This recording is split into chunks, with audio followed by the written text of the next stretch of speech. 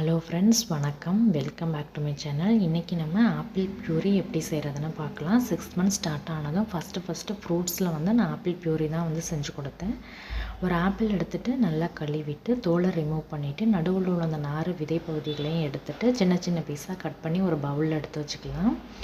நான் வந்து ஒரு கடாயில் தான் வந்து வேக வைப்பேன். கீழே தண்ணி ஊற்றிட்டு அது மேலே ஸ்டாண்டு வச்சுட்டு நம்ம கட் பண்ணி வச்சுருக்க அந்த பவுலை அது மேலே வச்சுட்டு மூடி போட்டுட்டு ஒரு 15லேருந்து 20 நிமிஷம் வச்சிங்கன்னா ஆப்பிள் நல்லா சாஃப்டாக குக் ஆயிரும். நீங்கள் இடையிலேயே ஓப்பன் பண்ணி ஒரு ஸ்பூன் வச்சு செக் பண்ணிக்கலாம் குக் ஆகிடுச்சா என்னென்னு. இப்போ ஆப்பிள் நல்லா சாஃப்டாக குக் ஆனதும் அப்படியே ஃப்ளேமை ஆஃப் பண்ணிவிட்டு இறக்கி வச்சு நல்லா ஆற வச்சிடலாம். நல்லா ஆறுனதும் நம்ம ப்யூரி கன்சிஸ்டன்சிக்கு மசிச்சுக்கலாம். நான் வந்து ஒரு குட்டி மேஷர் வச்சுருக்கேன். அதை வச்சு வந்து நல்லா கட்டியெல்லாம் இல்லாமல் மசிச்சு விட்டுருவேன். நீங்கள் பிளெண்டரில் சேர்த்துட்டு ப்யூரியாக வந்து அரைக்கிறனாலும் அரைச்சிக்கலாம். இந்த மாதிரி கட்டியெல்லாம் இல்லாமல் நல்லா மசிச்சு விட்டுட்டு நம்ம சர்வ் பண்ண வேண்டியதுதான்.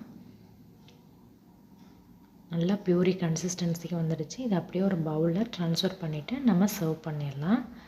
இந்த மாதிரி தான் நான் வந்து ஆப்பிள் ப்யூரி வந்து செஞ்சு கொடுப்பேன். ஆப்பிளை வேக வைக்கிறதுக்கு நீங்கள் இட்லி பாத்திரத்துலையும் தண்ணி சேர்த்துட்டு தண்ணி கொதி வந்ததும் அந்த இட்லி பிளேட்டில் கட் பண்ண ஆப்பிளை வச்சுட்டும் நீங்கள் மூடி போட்டு வேக வச்சுக்கலாம். வேக வச்சுட்டு அதுக்கப்புறம் மசிச்சு நீங்கள் கொடுக்கலாம்.